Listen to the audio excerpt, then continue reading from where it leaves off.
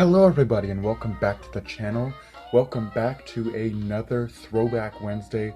This is going to be one of the last Throwback Wednesdays I'm going to do on the channel. I'm sorry, I've got other things that I need to do. I got other obligations now, but hey, we can have fun with this final entry in the Throwback Wednesday saga, or franchise if you will. Today we're taking a look at the Disney Pixar movie Monsters, Inc., released in 2002, I think, if I remember correctly. I haven't seen this movie in a while, so upon rewatching it, there's a lot of things I didn't notice watching it as a kid. So with that being said, let's jump in to the scary world of Monstropolis and take a look at the movie Monsters Incorporated.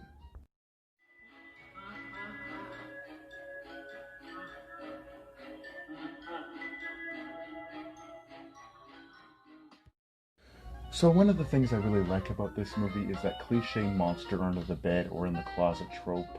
If you didn't know, back in the old days, parents used to say, if you get up in the middle of the night, don't get up in the middle of the night or the monster's going to come out of your closet or under your bed.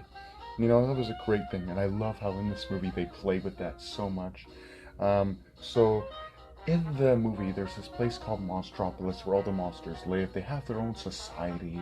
They have kind of their own SWAT team called the CDA. They have businesses with different monsters who can work those businesses, and it's pretty cool. They have pretty much their own society, and everything they have runs on screen, in which they go to work every day to scare the pants off of kids so they can get scream energy, which powers their cities, which is pretty cool. I do like how this movie is more serious than Disney movies nowadays. There's not really any singing, any musical number, really.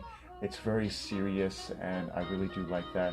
While other movies, much like Frozen or Beauty and the Beast, have a couple musical numbers, while this movie has no singing at all. It's kind of just doing its own thing, and it does it well.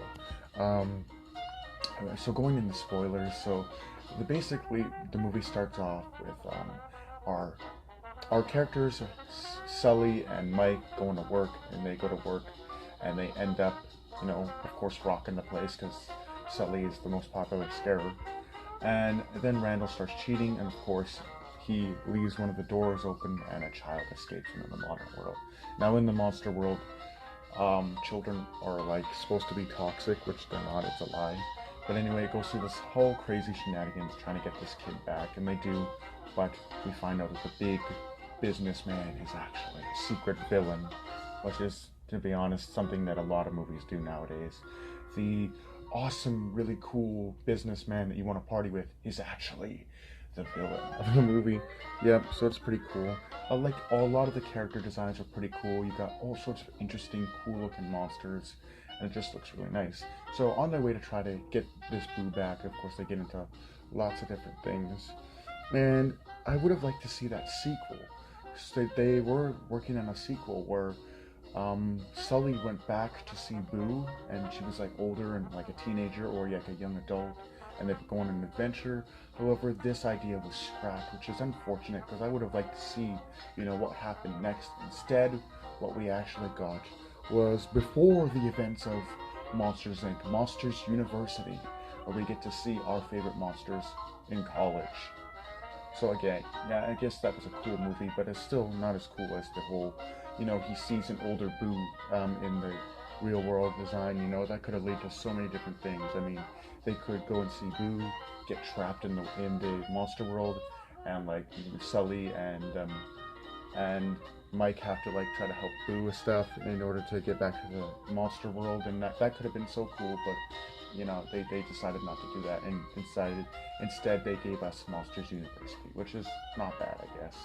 But hey, definitely a great movie, and if you're into Disney Pixar movies, definitely check this out. It's more serious, based on what's popular now with Disney, with all the singing and all the happiness.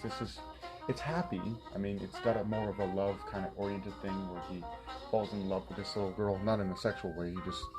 He grows attached to this little girl. And when Sully goes and does the scare demonstration in that simulation, and he accidentally scares Boo, it's really heartbreaking. And now I don't really show emotions when it comes to movies, but it was really heartbreaking because he sees himself on the pictures on the camera, like showing his like scary face, and he's like roaring and everything. His teeth are baring, his claws are like jutting out.